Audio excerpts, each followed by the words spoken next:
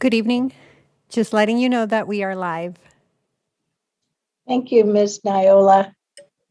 Here we go. It looks like we have all of the commissioners in attendance. Commissioner Willie, are you set to go, or whenever you are, if you just turn your camera on? There we are. We have everyone. So welcome, everyone. I'll gavel us into the Tuesday evening, September 28th, 2021 meeting of the Washington County Board of Commissioners. Our board clerk this evening is Ms. Niola. If you could please do the announcement and roll call, that would be great. Certainly. The Washington County Board of Commissioners, also serving as the governing body of clean water services and all other county service districts, is now meeting in regular session Tuesday, September 28, 2021. Commissioner Willie? Here. Commissioner Rogers? Here. Commissioner Fye? Here. Vice Chair Treese? Here. Chair Harrington? Here. Thank you. As we get started, I'll just make some announcements with regard to our agenda. So since the agenda was first published, we have a few changes. To the consent agenda, we have item 7, so C7, which was originally revised. We have pulled that from the agenda, and it will now be considered as action item H1. We've therefore revised the order of the consent items, so we have now 12 items on the consent agenda, given that we added items 11 and 12. Item E1, which was a presentation, is being rescheduled for a future date, so that is postponed for this evening. So that is it for agenda announcements. Last check-in, are there any other items on the consent agenda that commissioners wanted to note? Nope. Okay. So next we'll move on to our first section of the agenda for public communication. This is our 2-minute opportunity. Yes, Madam Chair, I'd move we approve the consent agenda as you've amended it. Are you just going through, or do you want to? We didn't make a motion on the consent. Not yet, because that's item C on the agenda. Okay, I didn't know you were jumping. Okay. And public comment is item B. Perfect. Sorry. Thank you. Thank you. Board clerk, do we have anyone signed up for public comment period this evening? Yes, we do. We have 4 people. The first one is Razia Rushan.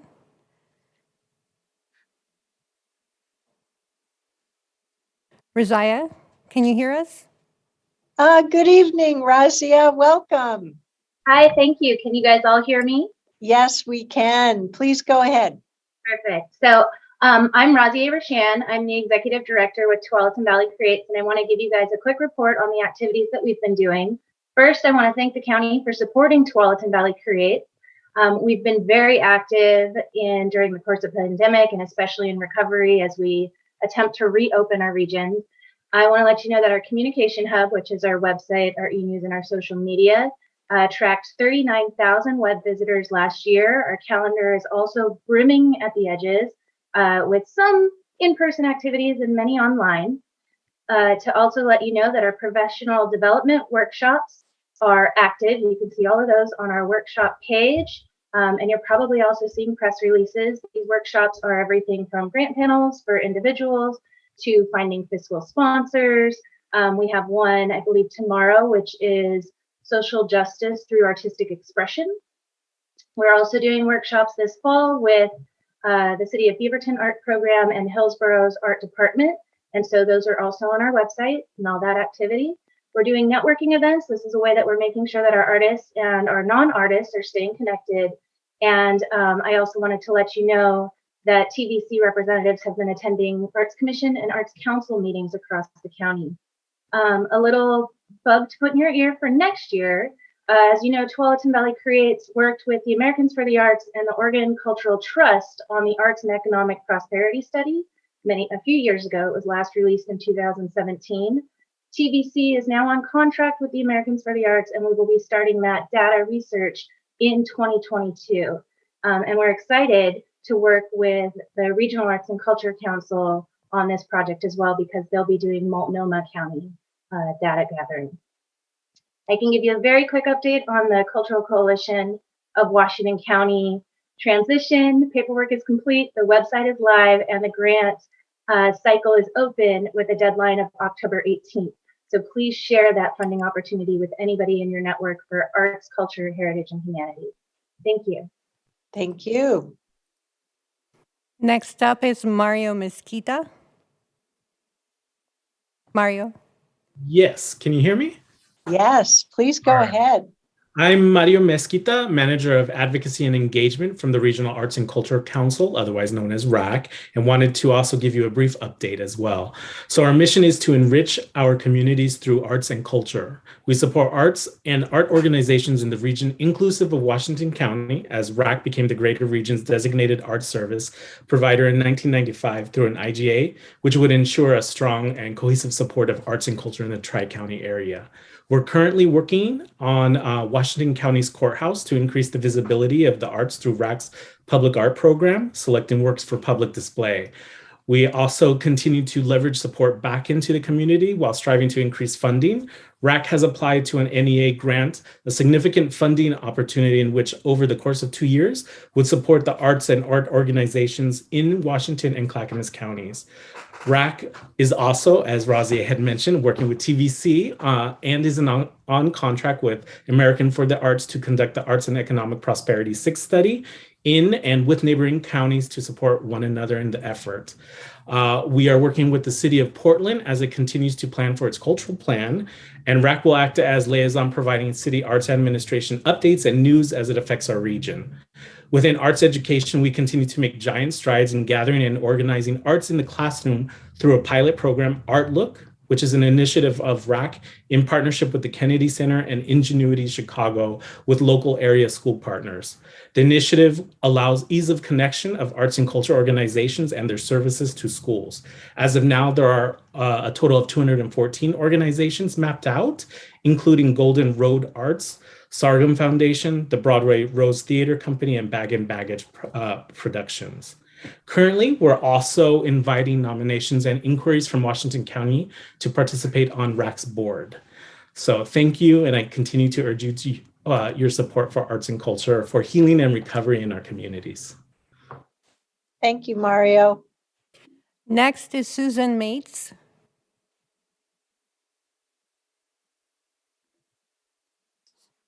Can you hear me? Yes, we can. Please go ahead, Susan Mates. Good evening, Chair Harrington, Board of Commissioners. I come before you today to ask you for strong action on climate issues. You make difficult decisions every day about critical problems, including COVID-19, the lack of affordable housing, and budget shortfalls, yet you seem to be avoiding the most dire crisis that faces us, climate change. As a fire lookout, I'm telling you that this is like putting out spot fires while ignoring the core conflagration.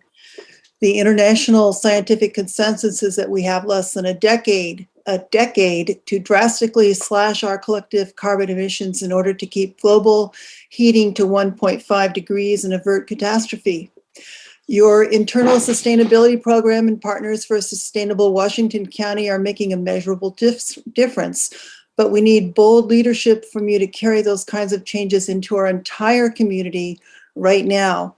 Your CAO, Tanya Angie, and Robin Strawn are waiting to hear from you, the board, about your direction for moving forward. Let it be in the direction of aggressive climate action. People have already died in Washington County as a result of climate change. We don't have time or resources to waste. Climate issues must be at the forefront of every decision made. We need a solid, actionable plan for how Washington County will adapt to a changing climate and for how to achieve zero emissions by 2050 or sooner. These measures must be resourced and incorporated into your fiscal plan, and all departments must be working together rather than in the piecemeal fashion that has been the practice so far. We, your constituents, are waiting impatiently for you or the candidates who are seeking to replace you to lead us on climate issues. We're ready to give such leaders every ounce of our support and resources. Thank you for hearing my words. Thank you, Ms. Mates. Finally, we have Jonathan Polonsky. Chair Harrington and commission members, my name is Jonathan Polonsky. I'm CEO of Plaid Pantry. Thank you for allowing me to testify this evening. Following the public hearing on proposed ordinance 878 held last week, a motion was made and subsequently withdrawn. The motion amending the proposed ordinance would have resulted in a comprehensive ban of all flavored tobacco products within Washington County. It appeared clear it will be reintroduced on October 19th. I firmly believe there exists far more effective avenues to address youth access to smoking and tobacco products in general, and the FDA is already addressing flavors. The FDA has announced it is approximately 93% of the way through a thorough analysis of vape products and has already said no to flavors like apple crumble, cotton candy, and 946,000 other products submitted for approval, but were denied because they were deemed attractive to youth or had other issues. Washington County does not exist in a vacuum. Rather, it is surrounded by counties not taking this step. If advanced, buying patterns of thousands of Washington County residents will change. Many retail purchases, both tobacco and non-tobacco products, will move out of our county. As I have testified before, the average customer buying a tobacco product will also buy additional products. Those lost sales will mean lost revenue for the county and lost wages and benefits for my employees. But for the smaller, quote, mom and pop retailers, it could be enough to put them out of business entirely. The primary objective should be to focus on our youth. Get rid of flavored products considered attractive to youth and curtail any points of access to such products. The FDA is doing this. I urge commission members to not single out responsible adult Washington County citizens and so significantly impact responsible retailers. Thank you.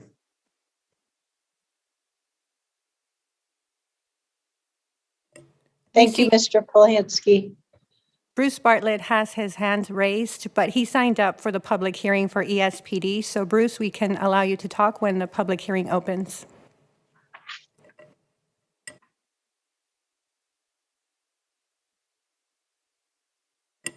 And that's all the people that signed up for oral communication at the beginning.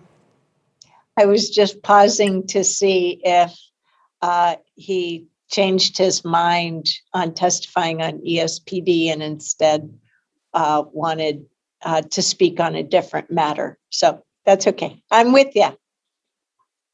We're doing good. All righty. Thank you, everyone. Next, we'll move on to our consent agenda. This evening's consent agenda consists of 12 items.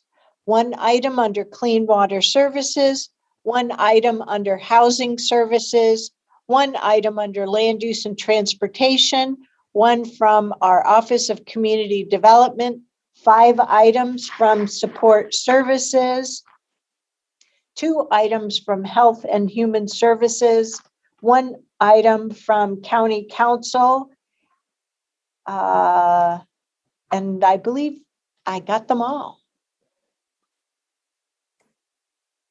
Now, Madam Chair, is the appropriate time to make a motion instead of, yeah. And I see Commissioner Tree seconded it. We have a motion from Commissioner Rogers, a second from Vice Chair Treese. All those in favor of adopting today's consent agenda, please vote by saying aye or raising your hands. Thank you, commissioners. Anyone opposed? The motion carries unanimously 5-0. Next, we'll move on to proclamations. This evening, we have a proclamation to proclaim October as Domestic Violence Awareness Month. Chair Harrington, before we turn it over to that proclamation, I would like to make an announcement regarding this proclamation. Clerk Moss, if you can display the screen.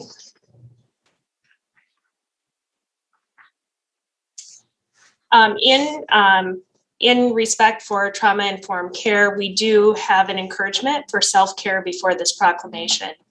The following information about domestic violence is extremely important, but may be upsetting to some people. Please keep track of how you are feeling throughout the presentation and step away if you need to. For anyone who would like additional support, help is a phone call away, 24 hours a day. The Washington County Crisis Line can be reached at 503-291-9111. That's 503-291-9111. In addition, there's the Domestic Violence Resource Center Crisis Line, and that number is 503-469-8620. That's 503-469-8620. And once again, we encourage our community to take self-care. And with that, I'd like to turn the presentation over to Gina Skinner, our Senior Washington County District Attorney. Gina? Good afternoon, members of the Washington County Commission, and especially Chair Catherine Harrington, other members. My name is Gina Skinner, and I'm a Senior Deputy District Attorney here in the Washington County District Attorney's Office, and I supervise the Domestic Violence Unit. Just wanted to have an opportunity to thank you for allowing the law enforcement community here in Washington County to recognize October as Domestic Violence Awareness Month. Obviously, this is something that we all take very seriously. Not only do we want to take a moment to think about all of those who are currently experiencing domestic violence in their homes and want to provide resources and opportunities to hear their stories and to be able to honor them and to assist them and help them and guide them to safety, while at the same time holding offenders accountable in Washington County. So we have a number of people that are on today. They're going to introduce themselves, and then I have a few more comments to make before we have our presentation. And I think my understanding is I'll go around, and if people aren't going to introduce themselves, then I'll introduce them for them. Rachel Schutz. Hi, I'm Rachel Schutz. I am the Executive Director of the Family Justice Center in Washington County. And Rowie Taylor.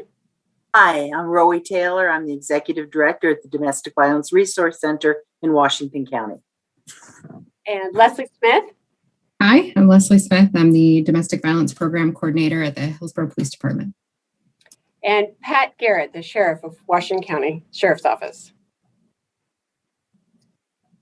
I understood he was going to be on today as well. Oh, there he is. Hi, everybody. Pat Garrett. Thank you so much for honoring our survivors with this proclamation.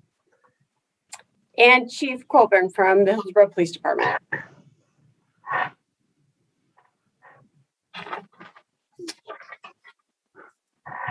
So I don't know that he's on, so I'm going to move on and just let you know that Kevin Barton is the elected district attorney. Washington County is unable to attend tonight, and so I appreciate the opportunity to just share a few additional comments.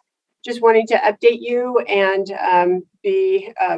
let you know about the wonderful opportunity we've been provided by some significant funding for the legislature this year, that we will be moving forward on a combined effort between all of our community partners and leaders in Washington County to strengthen our ties and resources between assisting victims of domestic violence as well as child abuse, and that we received some significant funding to develop and locate and eventually open the Peace Center, which will be eventually replacing the Family Justice Center, as a combination between the members of the Family Justice Center we currently have and CARES Northwest. And so we'll have an opportunity to have under one roof all the services needed to assist both children who are victims of abuse as well as domestic violence victims, survivors, and their children. In the next 12 to 18 months, we'll be locating a facility for that. As far as Domestic Violence Awareness Month, there will be a number of scheduled events coming up, and they're on our website as well as the website for all of our community partners. They will have that scheduled to include tonight's proclamation, proclamations for other county councils for local jurisdictions. And if you go to the website, you will be able to find the dates and times for those. As well as October 6th will be the Coffee with a Cop Day. So in multiple jurisdictions in Washington County, in local coffee shops will host police officers that will be there to talk about resources in that community regarding domestic violence, resources for survivors. And so look to those jurisdictions' websites for dates and times. October 21st will be Wear Purple Day. And so we would encourage everyone to wear purple to show your encouragement and recognition for survivors of domestic violence in our community. And then on October 21st will also be a reception at the Beaverton Public Safety Center of the installation of Survivorscape, which is going to be a series of paintings created by a local domestic violence survivor in collaboration with a visual artist in that facility. Additionally, we on the Washington County District Attorney's Office website, we have a page designated to all the events associated with Domestic Violence Awareness Month, in addition to a rotation of new informational videos. So multiple members of this group have put together videos that will inform our community about current domestic violence issues, such as what is domestic violence, the impact of domestic violence on children, just an overview of the criminal justice system, teen dating violence, and strangulation. These videos are anywhere from 1 to 3 minutes in length and designed to inform the average citizen in Washington County about these various topics. These videos will be basically be placed onto our website as they're developed over the period of the month. So I encourage you to continue to look back at the website and view those videos as they become available. That's all the information that I have about Domestic Violence Awareness Month. Again, we thank you for this opportunity to present this proclamation, and we just want to, again, encourage all victims or survivors or family friends that have any need to learn more about domestic violence to reach out to the Family Justice Center, to reach out to the Washington County District Attorney's Office or your local law enforcement or other community partners, as well as advocates in this area, because we are here to help you feel safe. Thank you very much. And I believe we will have both a video that will be presented as well as then following by the reading of the proclamation.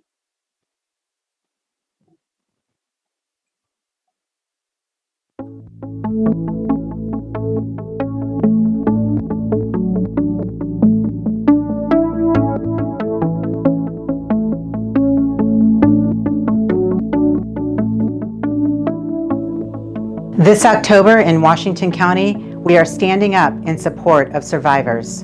In support of those who have experienced domestic violence. In support of anyone currently living in an unsafe situation. You are not alone. Not alone. Not alone. We are here to help. Whether it be law enforcement, advocates and community support groups, or prosecutors dedicated to holding offenders accountable in court. We are here for you. Here for you. To help you get out of a harmful situation. To help you find stable housing. To help you heal from wounds, both physical and emotional. To help you feel safe and free from violence. And to offer support as you get back on your feet. Together, we are saying no more. No more. No more violence. No more abuse. No more fear. Regardless of your ethnicity, gender, sexual orientation, economic standing, age, ability, religion, or immigration status. You deserve to not only be safe and respected, but to feel safe and respected. In the vibrant, diverse place we all call home. Washington County. So, join us this October as we honor Domestic Violence Awareness Month. To send a unified message of hope and support to those who need it most. For more information on how to get involved, Please follow these social media channels.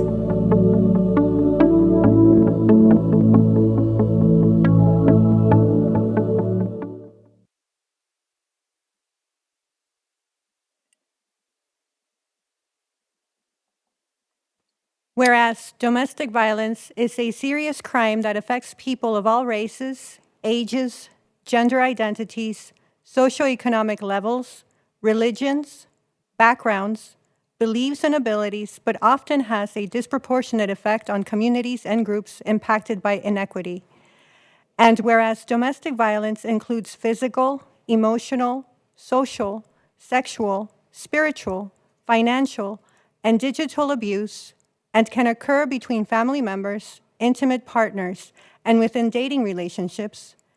And whereas more than 1 in 3 women and 1 in 4 men in the United States report having experienced domestic violence, stalking, sexual assault, or physical assault by an intimate partner during their lifetimes. And whereas domestic violence impacts vulnerable victims, including children, as approximately 50% of Washington County children who are child abuse victims also live in homes with domestic violence. And whereas multiple scientific and medical studies show that trauma, especially for children who experience what is known as adverse childhood experiences, or ACEs, increases the likelihood the individual may struggle with addiction, mental health, or other challenges later in life. And whereas the COVID-19 pandemic has had a continual tremendous impact on survivors seeking and being able to access ongoing services, and whereas in 2020, the Family Justice Center served a total of 1,466 survivors, and the Domestic Violence Resource Center provided 12,236 crisis services to survivors, despite challenges due to the pandemic. And whereas our Washington County community has united together to address the impact of all forms of family violence, including domestic violence, child abuse, and neglect, and is working to establish a new facility called the Family Peace Center of Washington County. And whereas domestic violence incidents are some of the most complex and dangerous incidents that law enforcement respond to in our community, putting their lives at risk every day in the belief that a coordinated community response is necessary to support survivors, hold offenders accountable, and work toward ending the cycle of violence. And whereas Domestic Violence Awareness Month provides an excellent platform to show support for the domestic violence advocates, crisis hotline staff, victim service organizations, the prosecutors who hold offenders accountable, and law enforcement officers in our community, and provides the citizens of Washington County the opportunity to learn more about preventing domestic violence and show support for the numerous organizations and individuals who provide critical advocacy, resources, hope, and assistance to victims. Now, therefore, be it resolved that the Washington County Board of Commissioners does hereby proclaim the month of October 2021 as Domestic Violence Awareness Month.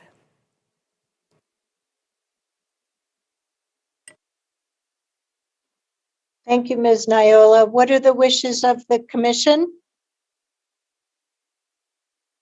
We have a motion from Vice Chair Treese, a second from Commissioner Willie. All those in favor, please vote by raising your hand or saying aye. Thank you, commissioners.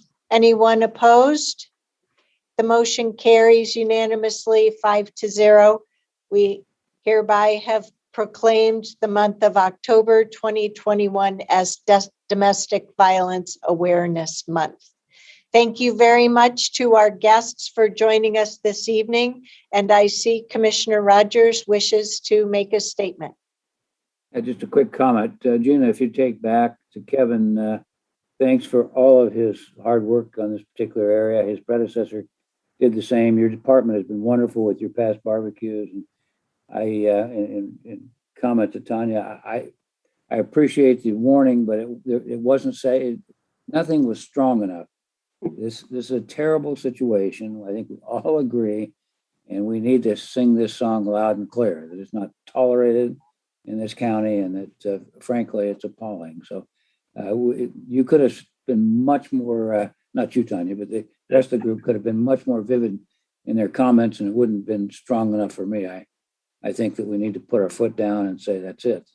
And I know that all 4 other of my colleagues feel exactly the same way. So thank you for all your work.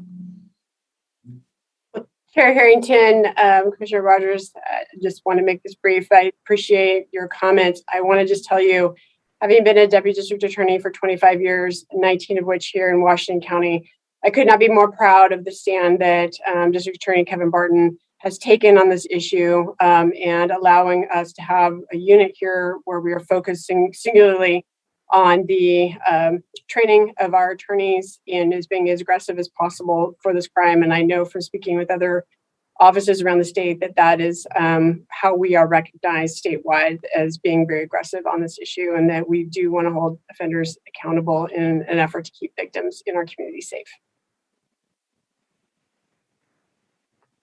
Thank you. And thank you to all of you as community partners serving our community members each and every day of each year on this long journey of life. Thank you. Next, we'll move on to presentations. We have one presentation this evening with regard to the county budget process overview.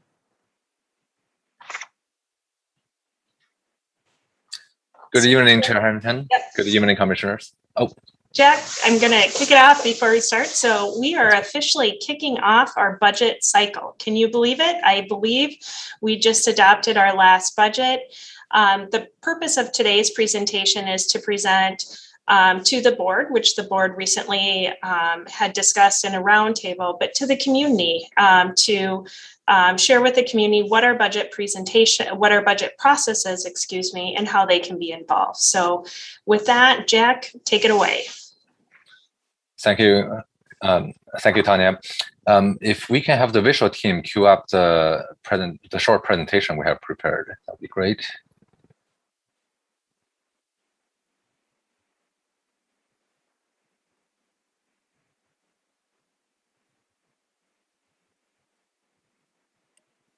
We're working on getting that up.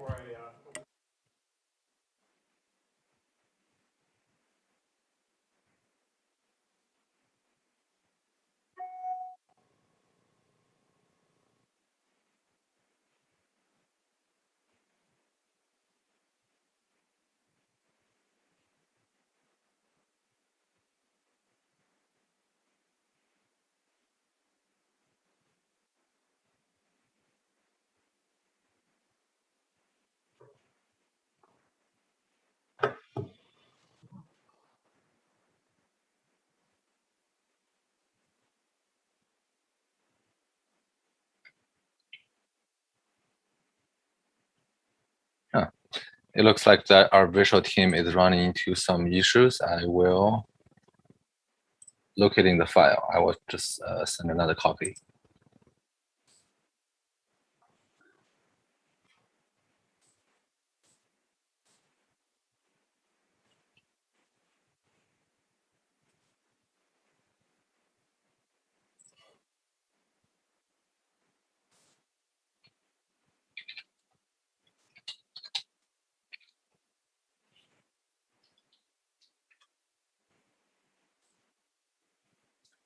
Okay, I just sent another copy to the visual team. It's actually also part of the board packet today, and if we could possibly use the PDF file as well, if that's easier.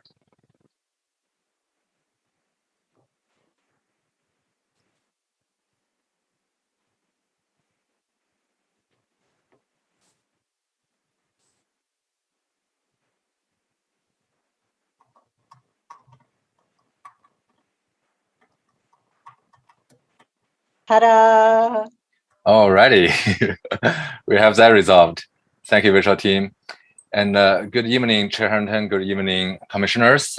As County Administrator Angie mentioned, that we are very happy to present you with this year's county budget process overview. Next slide, please. So as the second populated county in the state of Oregon, we serve a very diverse and engaged community, and the county on an ongoing basis recognizes our responsibility on transparency. To apply this kind of transparency in our budget process, over the last 3 years, the county has taken incremental steps in sharing more and more information with our community about our budget processes. And then in this last iteration, which was presented to your board as a September roundtable, we feel that we have made some pretty good incremental steps with creating this one-pager budget process overview document. I have to say, this product was only made possible with Tanya's leadership from the county administrator's perspective, as well as enlightenment and initiatives from the county administrator. So it's great to have Tanya here. And then as part of the redesign of this budget process overview, we incorporated graphic table format with swim lanes that illustrates clearly of all the stakeholders that's involved with the budget process, and then the action items throughout the timeline.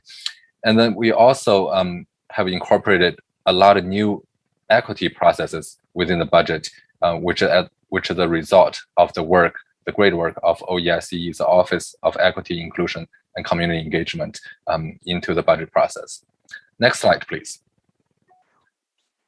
So for the public's benefit, I thought it was important to include a link that will link to the document, which is currently live on our website.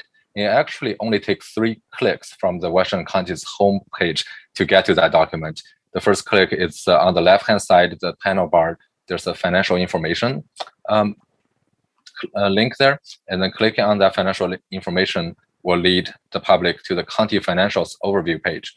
And then when they click on the county budget, it will link to the county budget process page, and then another link right on the first page of the county budget website. It is a county budget process overview. That's where the public can find the document and review it at their own time. Next slide, please.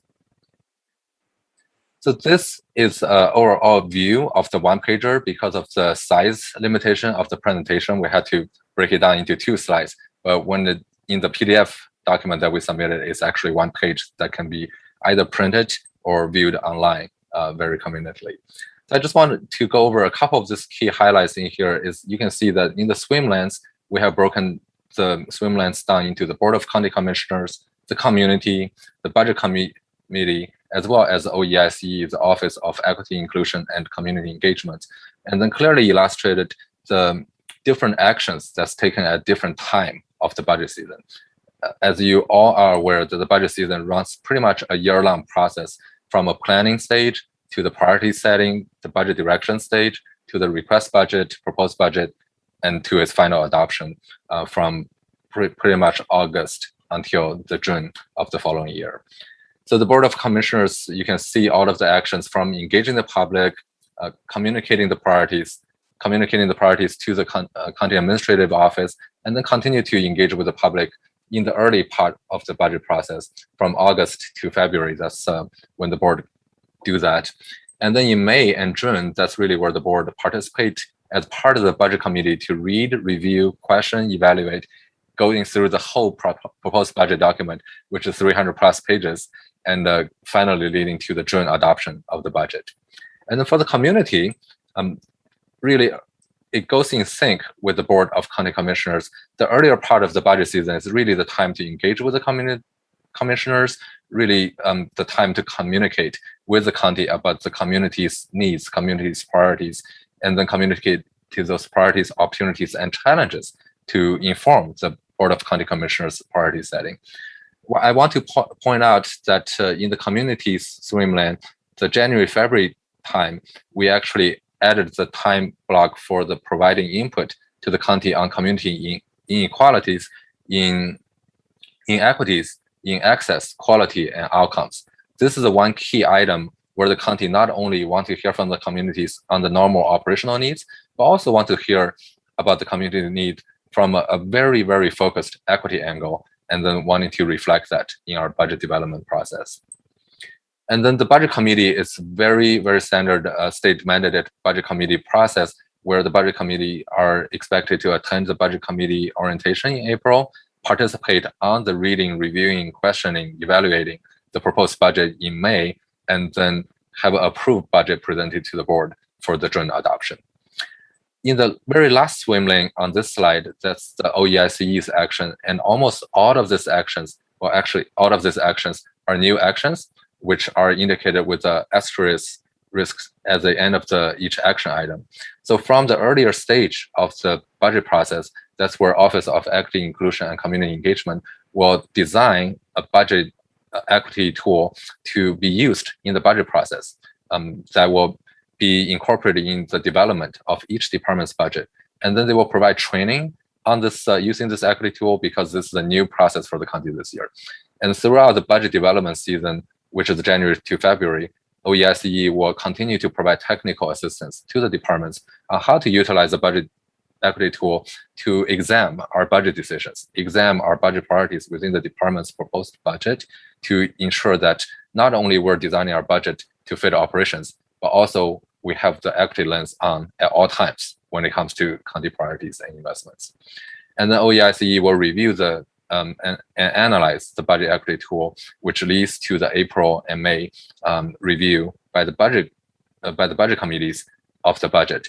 And then a budget equity tool will also be provided to the budget committee to use to review the proposed budget in that process, and then provided technical assistance will be provided during that time.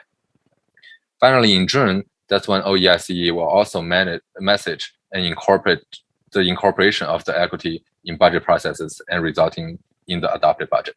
A lot of exciting work that will be undertaken in this next year's budget season. Next slide, please.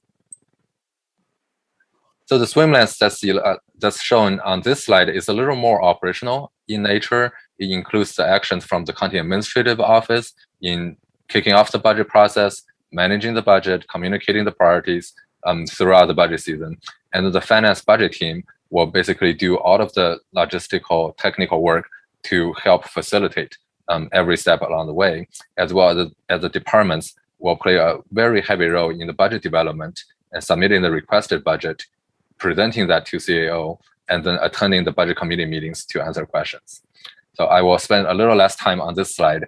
I just wanted to say that this is the first time that Washington County has such a graphic overview of the county's budget process. And I do want to, again, comment on the county administrative office's leadership in this, as well as our communication team, who were a huge part of putting this together in such a graphic way that will be ready for the public's reference. With that, I conclude my staff report, and I will be happy to answer any questions.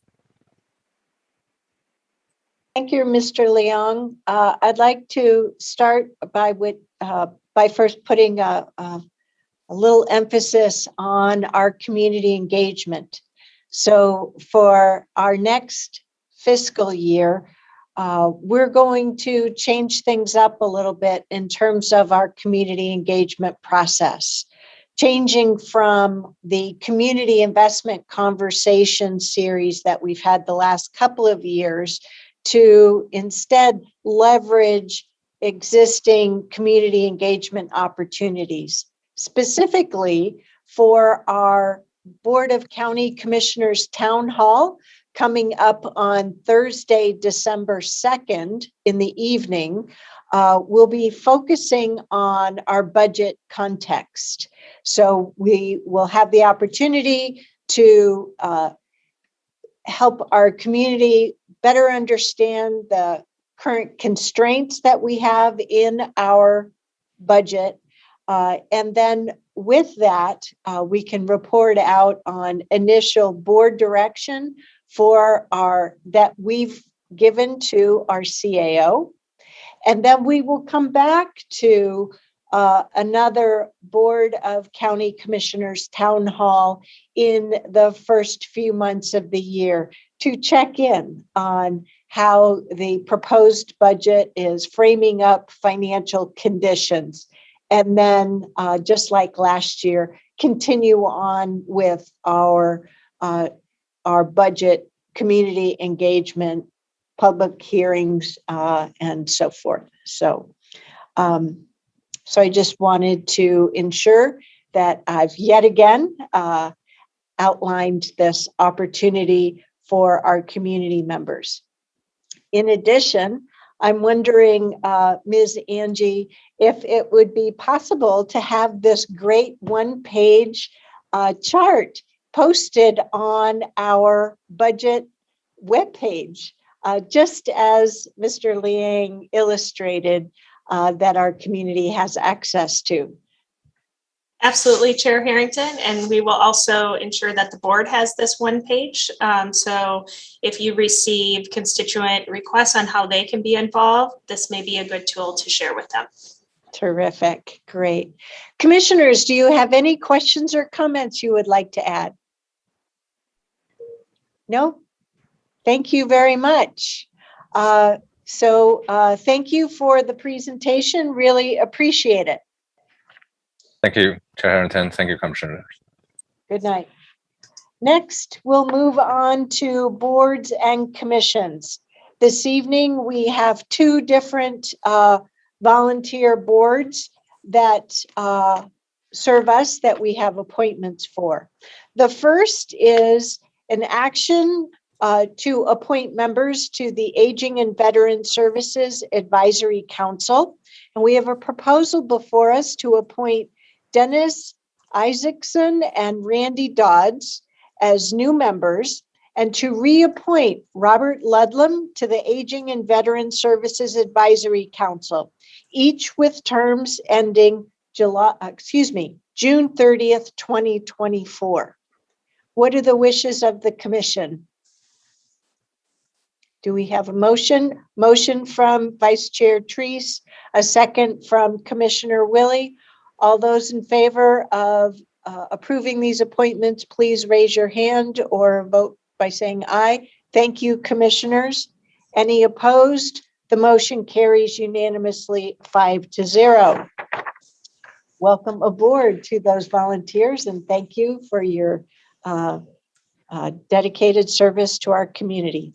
Next, we have a proposal to appoint members to the Board of Property Tax Appeals. We're coming up on the season where they hear these. This is a much shorter duration board and commission compared to others. And so our Department of Assessment and Taxation is recommending the appointment of various candidates, specifically Heather Brown from District 4 as a new appointment. Anthony Mills from District 1, Patrick McGuire from District 4, John Junkin from District 2, Darlene J. Dick from District 3. What are the wishes of the commission for making those appointments? A motion from Commissioner Rogers. Do we have a second from Commissioner Willie? All those in favor, please vote by saying aye or raise your hands. Thank you, commissioners. Any opposed? The motion carries unanimously 5-0. Thank you. Next, we will move on to public hearings. Tonight, we're going to conduct a public hearing. Excuse me, I will turn the page to make sure I do this right. We need to conduct a public hearing and approve a resolution in order to renew the Enhanced Sheriff Patrol District area, also known as the ESPD area. And here with us tonight for a staff report before we have that public hearing is our very own Aaron Calvert, interim assistant county administrator, and Sheriff Pat Garrett. Welcome. Thank you. Good evening, Chair Harrington and Board of Commissioners. For the record, I am Erin Calvert from the County Administrative Office and will be providing a brief staff report with Sheriff Pat Garrett tonight, as you mentioned, on the renewal of the Enhanced Sheriff Patrol District, or ESPD area. And I'm just waiting for the report to come up, or the presentation to come up, but I think I can keep going for just a little bit. So your packet tonight does include a sunset review staff report, and that is required by statute. It describes a summary and a background, some overview of the history of district renewal, and then includes a little bit of information on the local option levy renewal and timeline. And then it finally outlines the findings and recommendations that we'll go over briefly tonight. This is where I would say next slide, please. To our clerk and presentation team, is it possible to share that with us? They are working through it, Chair Harrington. Unfortunately, we couldn't buy enough time on one slide. We're having some background tech difficulties this evening.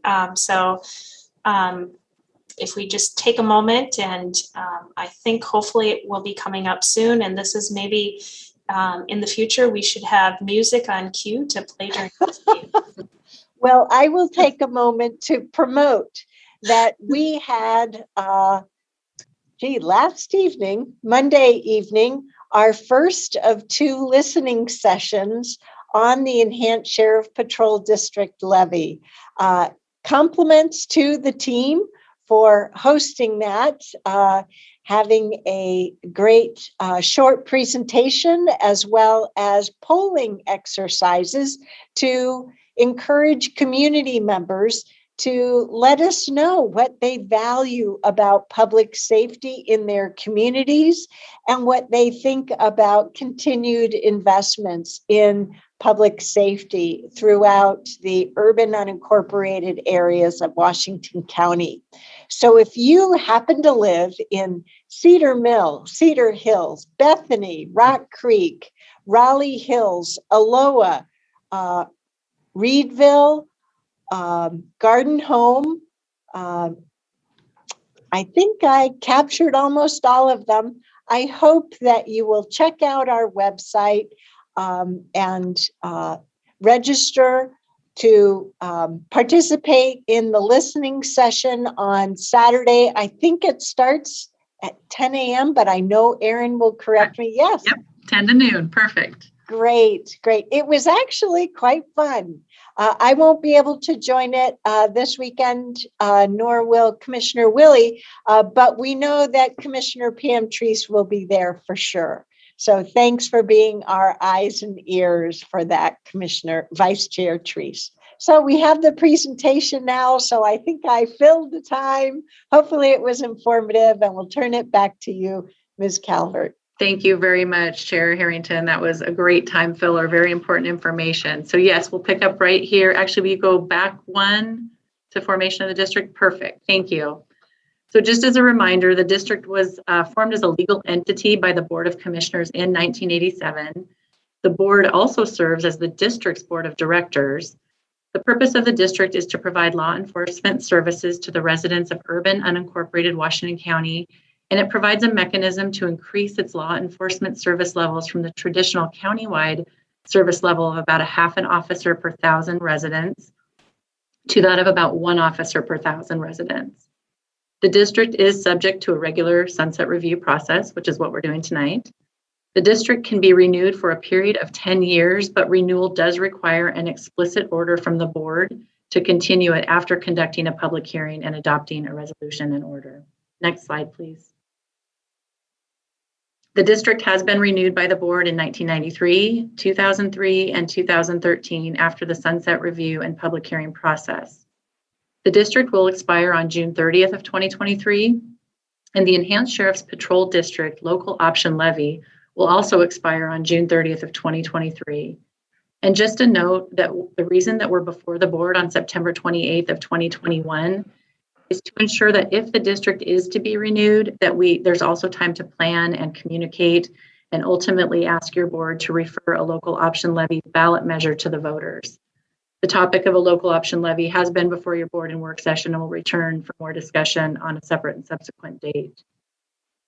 And then just a note that the district is currently funded by a combination of a permanent tax rate of about 64 cents per $1,000 of assessed value and is supplemented by an additional 68 cents in local option levy funds. And I'll turn the next slide over to Sheriff Pat Garrett. Good evening, Chair Harrington and Commissioners. Viewing a map of the entire county, the district appears in brown here, labeled ESPD. You're very familiar with the landscape. The most predominant portions of the ESPD appear in districts 2 and 1, less so in 3, and a slice in District 4. The estimated population of the district is about 237,000 residents. Slide, please. District services include a consistent level of urban policing that aligns with both population growth and decline, immediate response to 911 calls and investigations of major crimes like homicide, assault, burglary, domestic violence, and crimes against children and our seniors, and also investigations against involving property crimes and other crimes like stolen vehicles, stolen bicycles, fraud, and vandalism. ESPD funding supports training in crisis intervention and de-escalation and helps us really adapt to the needs of our community, like investigating bias crimes or partnering with our county health and school districts to alert our community members about the deadly fentanyl threat, updating our policy to ban neck restraints, require de-escalation when feasible, and ensure that our body-worn camera policy reflects a community lens through work with our Latino Advisory Commission. Slide, please. For over 30 years, the urban level of public safety services that have been provided inside the district have been at a rate of about 1 deputy per 1,000 population. That was the original recommendation from the advisory committee that recommended to the commissioners a service level during the creation of the ESPD. And this graph simply shows how we get to that service level. Starting at the bottom, you can see the general fund supports about 1/3 of a deputy per 1,000 population. In the middle, our countywide public safety local option levy supports about 0.18 deputies per 1,000 population. And at the top, the enhanced Sheriff's Patrol District local option levy supports about 0.54 deputies per 1,000 residents. Altogether, this is how an urban service level of about 1 deputy per 1,000 residents is provided to ESPD communities. And I think history has shown that that service level is an effective service level for our ESPD communities. Slide, please. Thank you, Erin. Thank you, Sheriff Garrett. The statute does require that findings are made around 3 fundamental questions, and those are: do the services provided continue to be needed by the public? Is the district providing the services in an efficient and effective manner? And will continuation of the district not significantly discourage future boundary change proposals? And as the Sunset Review details, starting on page 4, the population of the Enhanced Sheriff's Patrol District can be counted as some of the largest urbanized areas in Oregon. One measure of analysis for staffing and service levels are calls for service. And during the 5-year period of 2015 to 2019, calls for service rose 8%, while the population grew around 9.6% in the same time period. Now, this span does cover 2 separate levy cycles, but it's important to note that there was no increase in the levy rates during that time. Additionally, there's been a high level of citizen support for the district, which was evidenced by the most recent levy being approved, with 76% voting yes and demonstrating that it is filling an important public need. Regarding efficient and effective service provisions, the district has a combined tax rate of $1.32 per $1,000 of assessed value, which, as mentioned before, is inclusive of both the permanent rate and the current local option levy rate. These services are delivered through a contract with the Washington County Sheriff's Office. Maintaining a safe Washington County depends on sufficient staff to address crime through response and prevention. And between 2016 and 2019, when crime rates within the county were compared to national and state crime rates, Washington County reflected some of the safest communities in the state and the nation. Regarding the question on whether continuation of the district doesn't significantly discourage future boundary change proposals, we do not see the district as a hindrance to those future boundary change proposals. The cities may annex some areas that are currently served by the district, but as unincorporated areas are annexed, they're simultaneously withdrawn from the district.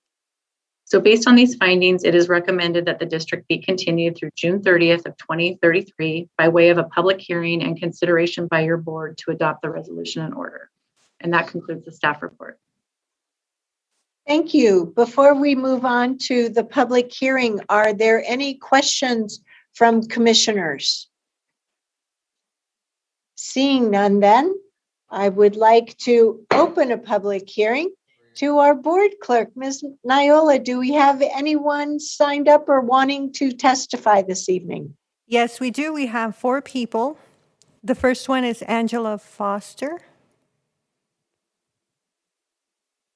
Angela, can you hear us? Yes, I can. And I'm looking for a camera. Can anyone see me, or is there a setting I'm missing? Can everyone hear me? Yes, we can hear you. Please go ahead. Oh, I'm sorry. I couldn't tell. Sorry for the delay. Good evening. I'm going to be talking about enhanced sheriff patrols. And I'd like to say good evening to Chairwoman Harrington and fellow commissioners. My name is Angela Foster, and I've been a Washington County resident since 2005. I lived in the Metzger area for 7 years and have lived in the Bull Mountain area for close to 9. I'd like to preface my testimony with a trigger warning, as I will be talking about violence against children. Like most people, I didn't understand the importance of enhanced patrols until my family was affected by violent crime. As a mom of new twins in June 2011, violence was actually the furthest thing from my mind. On a warm Sunday afternoon, I left the house to teach piano for a few hours, quickly kissing my husband and boys before I ran out the door. I had no idea that would be the last time we would ever be a family. For reasons I will never understand, my now ex-husband did the unthinkable that day when he beat one of my infant sons to death. While it's unclear how long he waited to call 911, the response from law enforcement funded by enhanced patrols was swift. When it comes to investigating a homicide, every minute that ticks by after 911 is called is critical. Without enhanced patrols, the response time that day could have been delayed, allowing my ex-husband to dispose of or hide crucial evidence, or worse yet, giving him more time to injure my other child. I can't emphasize enough the importance of continuing to fund enhanced patrols for unincorporated Washington County. While I'd venture to guess that most residents are certain they'll never need to take advantage of those services, I can tell you firsthand that they'll be grateful if they ever do. Thank you very much for your time. Thank you, Ms. Foster, for joining us this evening and for sharing your personal experiences and comments with us. Next Board is Clerk? Linda Howell. Hi, can you hear me? Yes, we can. Please go ahead. Okay. I'm here to voice my support for the EPSD. I've lived in this service area for 20 years, just off Seminole Drive, which is near 195th and Baseline. We enjoy a very quiet neighborhood for most of those 20 years until the last 4 years when we began seeing an uptick in crime. And here are 2 examples of how the EPSD helped us through a couple of some very difficult times. The first major incident was a drug house that formed after an elderly lady on her street took in her adult grandson, who was a drug user, and his girlfriend. This woman ended up being put into a nursing home, and the son and his girlfriend used her home as their drug house. At one point, several people occupied the home on our quiet street. There were drug buyers coming and going at all hours of the night. The sheriff deputies that responded to the repeated calls from people around our neighborhood were here quickly and took care of the problem at that moment very efficiently. When the elderly woman's daughter contacted them from California to take back the woman's house, the sheriff's office organized the neighbors to keep track of license plates, descriptions of people coming and going, and even helped a neighbor set up a camera in their yard across the street to record what was happening there. After a few months, there was enough information to serve an arrest warrant for the grandson and execute an eviction of the girlfriend and others who were occupying the property. If it had not been for the communication of the officer assigned to deal with this situation from the sheriff's office, the results would not have happened as quickly or efficiently. Without a doubt, things could have become much worse. The most recent issue came with a homeless camp that exploded in numbers along under the Baseline Bridge along 197th and Beaverton Creek. As you all know, that this area has had problems with homeless people dating back several years. We had a lieutenant that we became very close to in this process who is assigned to all of the homeless camps in the area. And if it had not been for him organizing our neighborhood to become very proactive, I don't think that camp would have been taken care of and our problems dealt with as quickly and as efficiently as they could. So thank you for letting me speak. I know I went over, didn't get to finish, but thank you again for letting me speak tonight. Thank you, Ms. Howell. Who's next? Next is David Hips. David, can you hear us? I can. Thank you. I live in the Garden Home area with my wife and 2 kids, 14 and 11. I have been here since 1994, and we get a great deal of comfort knowing the ESPD is part of our community. We rely on it to keep our kids safe when they're going to school, going to a friend's house, or just playing out front. We've been seeing a lot of increased chatter through neighborhood sites of cars being broken into, cars being stolen, garages being broken into, sheds broken into, and having the ESPD available to investigate and deter this is a great comfort to our family. We religiously vote for renewal of the levy, and I hope when you put this levy out again that you plan ahead for the 5 years for population growth and give them a level of funding that will allow them to continue to do the fine job they are. And I also would recommend, since a portion of the sheriff's budget comes from the general fund, please don't cut from there, because you would just be reducing Sheriff Garrett's manpower, and that would be counterproductive.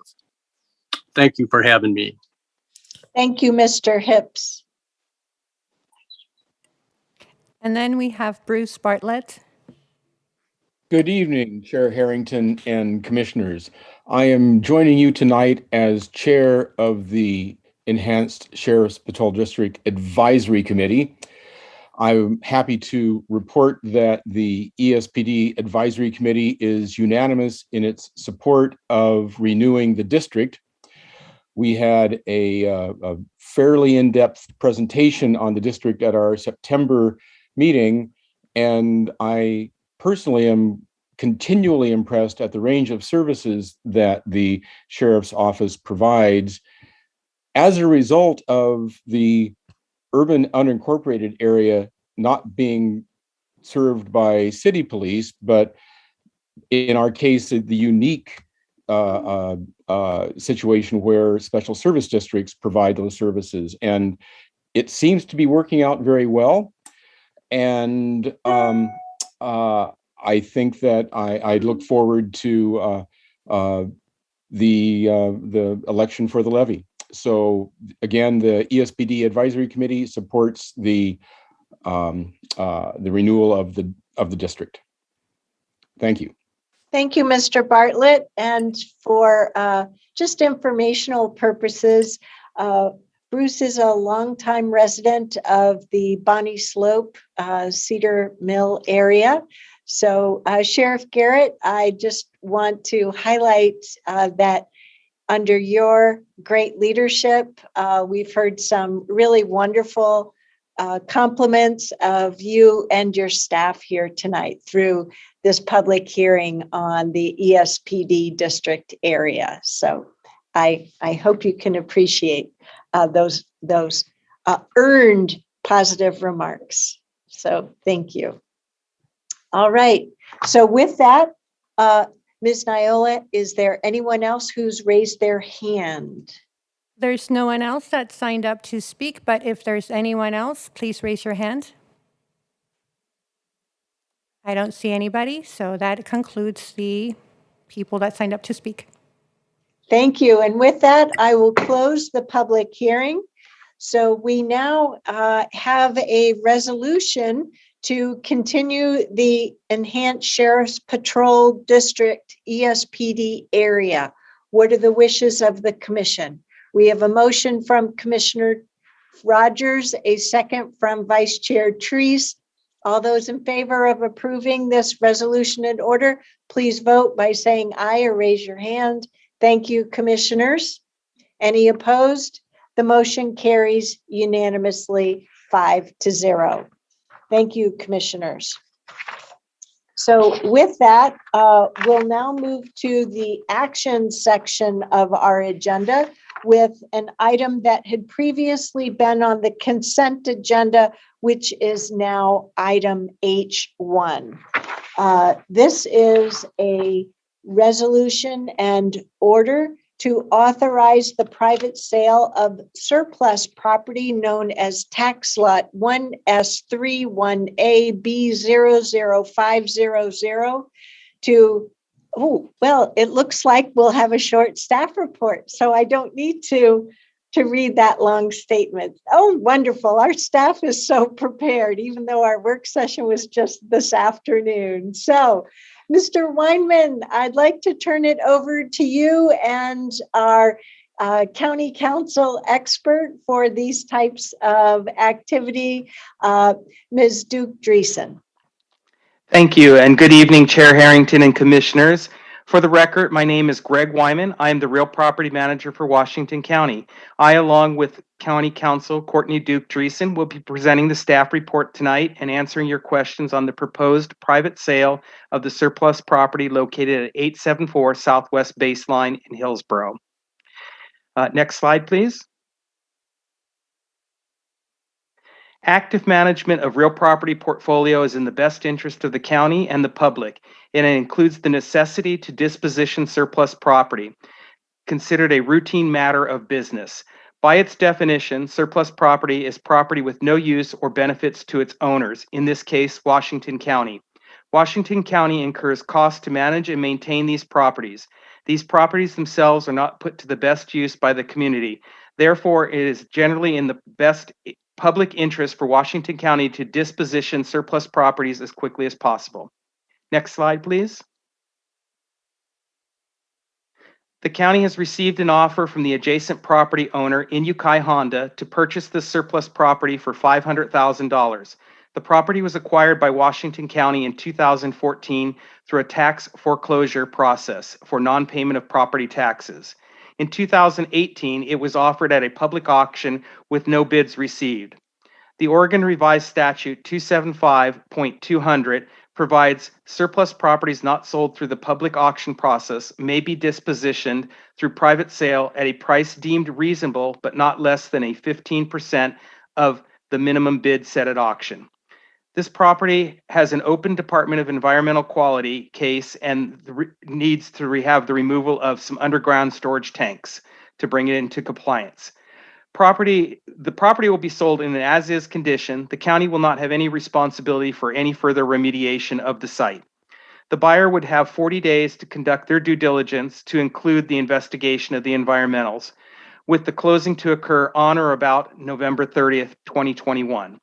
The proceeds from this private sale will be distributed in consistence with Oregon Revised Statute 275.275, with the balance of the proceeds being credited to the Facilities General Fund. These funds will be available and will be used for the expenditures of supportive housing shelter measures for those individuals being displaced by the sale of this property or who need or want sheltering. The staff recommends this request be approved by the board. Thank you. Any questions? Are there any questions from commissioners on this item? Go ahead, Vice Chair Treese. Mr. Wyman, I apologize. My internet went out and I didn't hear the piece about relocation. Could you review that one more time? My apologies. Certainly. So the proceeds from this sale would be distributed in accordance with Oregon 275.275, with the balance of those proceeds being applied to the county's Facilities General Fund. Those general funds can be and will be used for assistance of supportive housing measures for those individuals seeking or needing some of those housing measures through hotel vouchers. Thank you.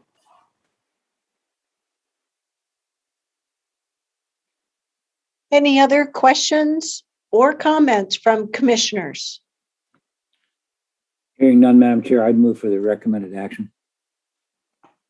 Is there a second? A motion from Commissioner Rogers, a second from Commissioner Willie. All those in favor, please vote by saying aye or raise your hand. I think you're supposed to call for discussion or. I asked for comments a moment ago, but happy to have discussion.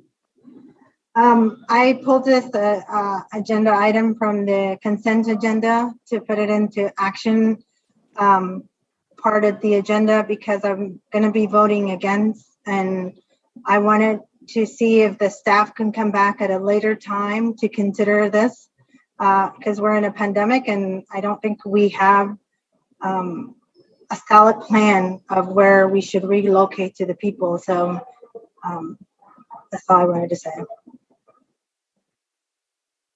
Okay. As I understand it, the proceeds of this sale will be used to provide for vouchers to help those community members secure transitional housing.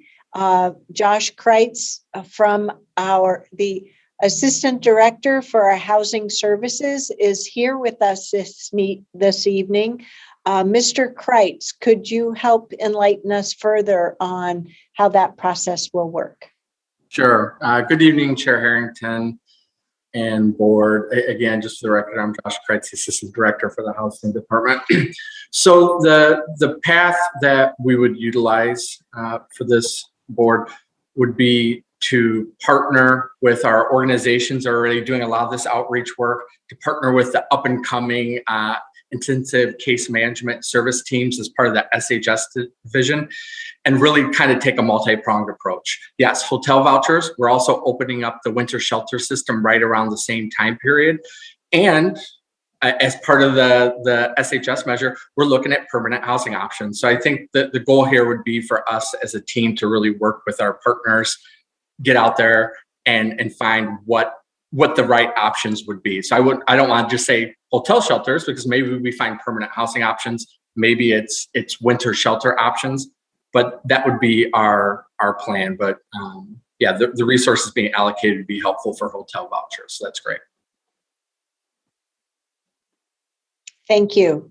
Are there any further questions or comments from board members? Yeah, I have a question for Josh. So how are we supposed to connect to the people? We are, as I understand, cleaning the site currently. And we've had about 9 service providers that wrote letters to us to stop the sweep. And that didn't happen. And then now we want to partner with the service providers to reach out to the people that are displaced from that side. So I'm not sure what the actual plan is, and how do we supposed to, how does the county plan on going back to the service providers to say, trust us to work with us, when we're actually didn't even listen. And then now we want to work with them to get the people and to distribute the vouchers.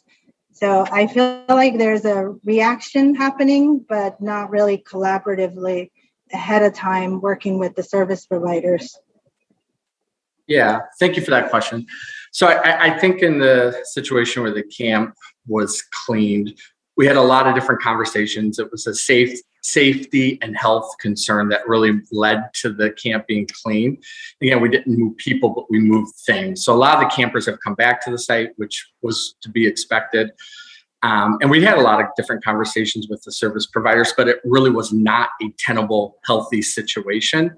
I feel that us as staff, we can have these discussions with providers, have disagreements about different things along the lines of, cleanings, but still sit down and have a conversation, say, what can we do to get people housed? Because that's what we're here for. That's what we're here to do. That's what we're here to partner with, whether community action holds a contract or the county holds a contract. That's what we're all here to do. That's a business line that we're here for. So I think we'll be able to sit down and have meaningful discussions with the providers. Like I said, sometimes these disagreements do come up, but that's pretty natural in the course of business.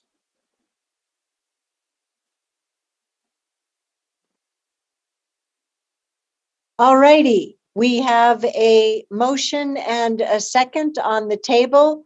All those in favor of approving this resolution and order, please vote by saying aye and raise your hand. Thank you, commissioners. Anyone opposed? Thank you, Commissioner. The motion carries 4-1. That takes care of the action section of our agenda. Next, we'll move on to, thank you, Mr. Wyman and Ms. Duke Dreesen for joining us, as well as you, Josh Kreitz. Appreciate it. Thank you, Chair Harrington and Commissioners. Have a good evening. You too. Keep up the good work. Next, we'll move on to the second public communications section of our meeting this evening. Ms. Noyola, do we have anyone signed up for this second portion? We have no one signed up, but if there's anyone on the Zoom, please raise your hand. I see no hands. Thank you. Well, then that brings us to board announcements. So I will, per usual, start with just a summary of upcoming meetings, which is also included as the very last page of tonight's meeting packet. So next Tuesday, we will have a pair of meetings. Work session starts in the morning, then we'll reconvene later in the day. We'll have a board meeting that starts at 10 a.m. And when that concludes, we make sure to have a lunch break and then reconvene in work session. Stay tuned for the posted agenda. On Thursday, we'll have our monthly roundtable. The following Tuesday will be dedicated specifically to a work session, very full agenda.